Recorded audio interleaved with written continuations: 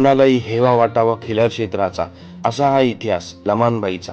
मामा, या जगाला तुमची ओळख करून घ्यायची त्या बैलाचा मालक कोण आणि मालकीण कोण आहे जगाला बघायचं होतं.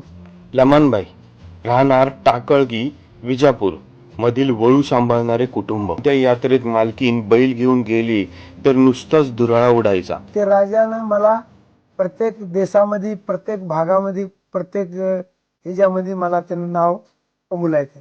तून माणसात उभारणं लय लक्ष वेधून घेणारा बैल आणि बैलाच्या मालकीनीचा धाक दरारा पण तेवढाच लक्ष वेधक होता.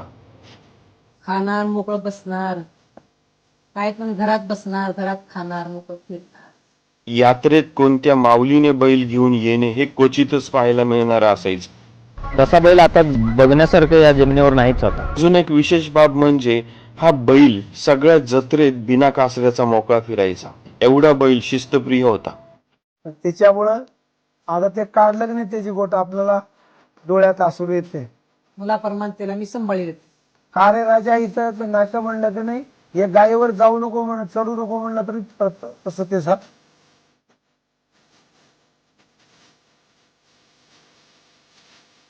तर असा होता हा लमानबाईचा बैल.